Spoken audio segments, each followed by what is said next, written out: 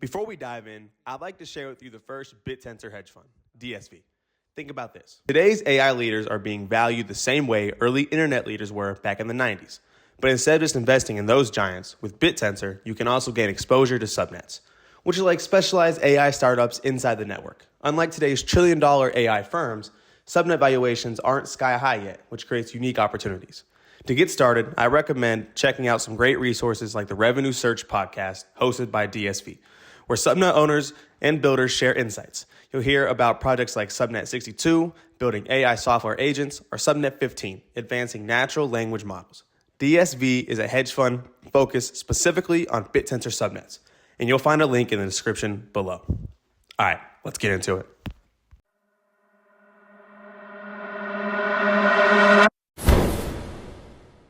The people who donate their resources get rewarded in Tau tokens or, what are called subnet tokens, which we can go over later. And AI is built. AI models are built. And there's all sorts of AI businesses and AI models that use Bittensor for this. It's not just, people think of AI, they think it's just ChatGPT, but there's hundreds and thousands of types of AI businesses out there, of which Bittensor can do any of them. It's amazing. And you personally, have an AI background. So in college, you studied computer science, and I'm assuming that's when you first got into AI, or what was your introduction to AI? Yeah, so I studied AI as an undergrad, even wrote academically published papers on AI. And then I went to graduate school for AI. When I was in grad school, I worked on a predecessor of what became Deep Blue, which was the first chess computer in the 90s to beat the world chess champion. So I worked for a little bit on that, and IBM actually offered me a job to continue working on Deep Blue, but I turned it down because I liked a girl and I didn't want to move away. But then we broke up 2 months later, and then I was thrown out of graduate school, so I probably should have taken the job at IBM.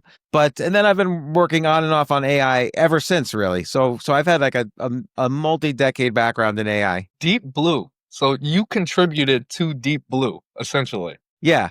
I mean, originally it was called Chip Test, and then it was called Deep Thought. And then when IBM bought it, because IBM's color is blue, it was called Deep Blue.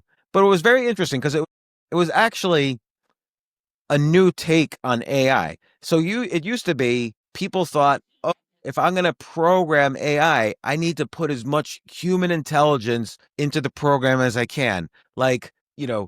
If with chess, people were writing these complicated programs, if the king is being attacked, then that's not good, or if you have a rook on an open file, and that's good. They were trying to put as much human intelligence as possible into the program. But the innovation of Deep Blue was, hey, speed is more important than quality, and the less human intelligence we can get in here, we'll just figure out who has more pieces, white or black, and that tells you. And then we're going to look at 1 trillion positions a second.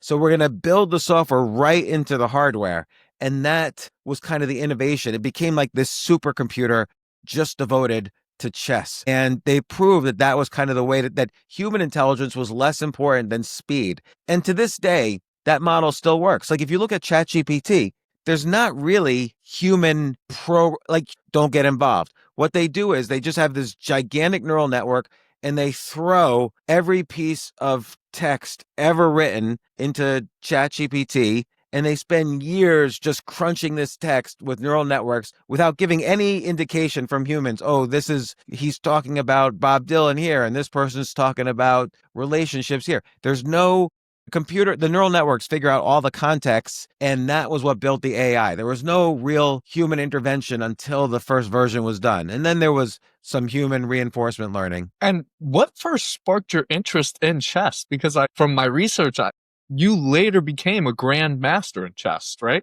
Not a grandmaster, but a master. Grandmaster is stronger than me. Yeah, I didn't get into it until later in life, meaning I was about 17. To be really great, you have to start when you're 5 or 6. But I quickly got very good, and good enough to be a chess master. And I just love the fact that, you kind of disappear into this dangerous world. You're either getting killed or you're killing, but it's like a safe way, just like with all games, it's a safe way to experience the highs and lows of life. And there's so much depth to chess. Culturally, chess is very significant. If you look at any TV show there's usually a chessboard in the background somewhere, and it sort of indicates, oh, this person's a deeper thinker because he's got the chessboard in the background. So there's some cultural significance. And during COVID, the Queen's Gambit came out on Netflix. And so I got into it again. I had stopped playing for 27 years. After I hit the master title, I totally stopped playing because there are business benefits to having the chess master title because of the cultural significance. So I stopped playing completely. But during the Queen's Gambit, I started playing again. And I'm like, oh, I'm going to prove that as an older person, 27 years later, I could be as good as when I was younger. And I'm going to write a book about this. And it's been hard because I have not gotten better than I was when I was younger. When you're old, I shouldn't say when you're old, when you're older, the brain really changes. Like there are fundamental changes physiologically in the brain, which makes it harder to play chess versus kids, versus younger people. And so it's been an interesting but difficult time, at least playing. But it's weird because going into it as an older person, I'm like neck deep now in like the chess culture, which I've never was before as a younger person, is not how much Tau you're buying, but how you are increasing the tokens per share. So, MicroStrategy, if you had like a bunch of shares of MicroStrategy, maybe they were worth 1 Bitcoin 2 years ago, but now they're worth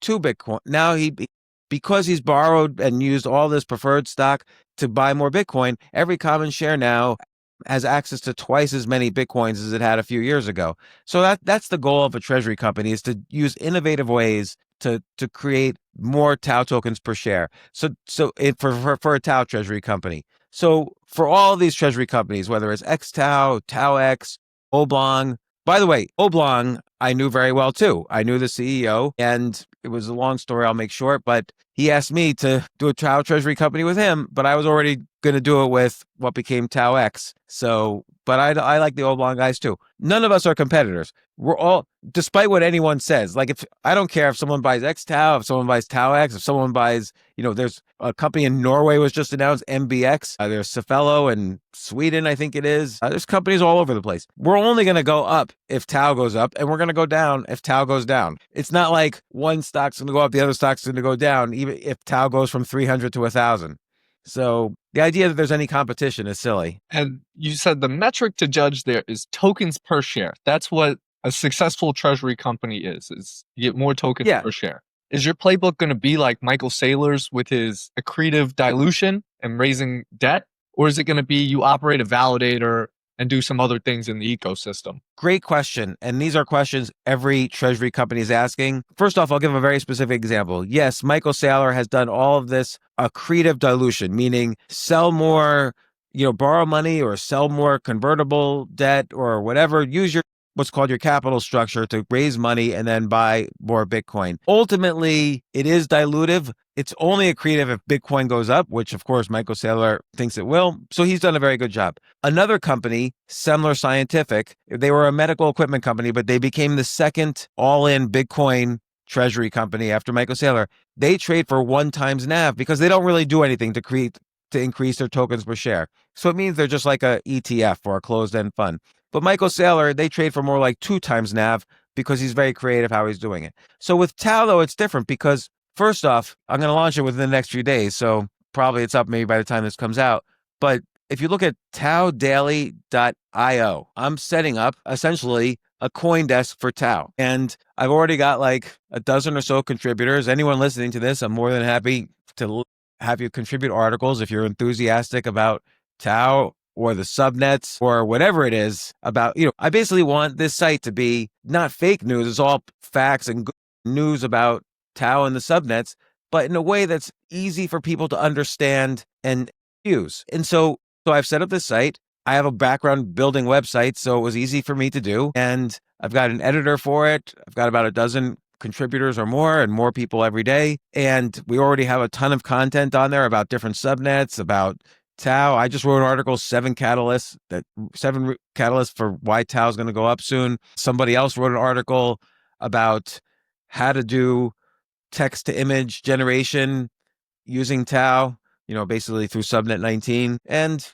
it's great. We've got like probably over 100 articles and videos on there already. I think we've got some Ventura Labs videos up there. And of course, I point to your, YouTube so that you get the benefit of it. And that's another thing too, is I wanted to benefit the entire community. CoinDesk is just about what their writers are doing, but I wanted the entire community to feel a part of what I'm doing with Tau Daily. So I'm trying to create, ultimately, as I generate traffic, I'm going to spread the traffic throughout the whole community. So everybody gets viewers. And you have a history in Bitcoin as well. As early as 2017, you've been a believer and evangelist for Bitcoin. What do you think were the pivotal moments for Bitcoin adoption to lead it to where it is now?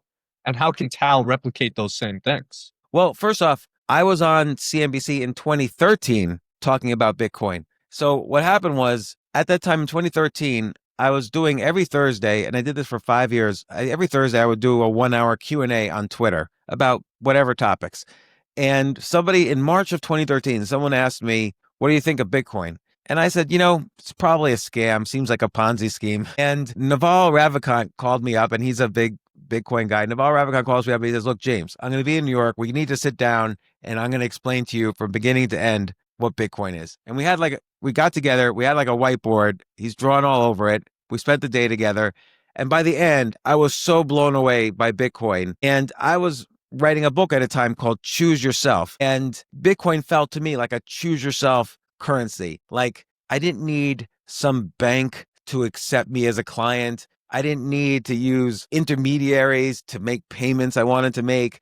Like Bitcoin, there's so many things that it's like you're your own bank. I mean, I'm oversimplifying Bitcoin, but this was my feeling then. And so I was releasing this book called Choose Yourself. And a month before I was releasing it, I created a Bitcoin only store, and there was only one product in it, which was my book. I was selling my book for 1/10 of a Bitcoin. Bitcoin was $61 at the time. I was selling my book, Choose Yourself, a PDF of it for 1/10 of a Bitcoin. I think we had about 70 customers spend 1/10 of a Bitcoin to get a PDF of my book. And, it was a kind of a marketing gimmick a little bit to market my book, but it was also for me to explore Bitcoin. It was an experiment for me. And then I even went on CNBC and the anchor said, did you just do this as a marketing trick? And I said, well, I'm on national TV, so it worked. And I feel bad for those people who spent $12,000 now for a PDF of my book. But yeah, I've been doing Bitcoin since 2013. And yeah, I think Tau is very much like Bitcoin, and we could get into that. But just from a marketing perspective, and also from what I was saying before about differentiating Tau synergies, is that as an evangelist for Tau, and as someone who's really maybe more expert in media than others, like I've had a lot of media outlets, and I've written quite a bit, and I've been on TV quite a bit, I understand how to spread the word about something. And that's why I built this Tau Daily. That's why I'm involving the community. That's why from an editorial perspective, I'm making sure the articles are very easy to understand and not very kind of, oh, you have to be in one of the cool Tau kids to understand. And, we'll see how it works. Again, I haven't launched it officially yet, but within the next day or so I will. And it's a fun say. And that differentiates Tau synergies. And look, it potentially gets me opportunities. I'll learn the subnets better. I'll be able to invest in the subnets better. So it'll get me opportunities to make a lot more tokens per share maybe than anybody else. Do you think Tau Synergies will ever actively invest in subnets? I mean, I can't say for sure because it's a public company and that would be signaling, but I myself am interested in going in that direction. I mean, I think that's where, obviously, if the subnets do well, Tau does well. And obviously, it's also, like anything, there's an 80-20 rule with the subnets. 20% of the subnets will provide 80% of the value. So if people are looking to invest in all the subnets and make a lot of money, that's a mistake. You got to use a VC style analysis to figure out what the good subnets are.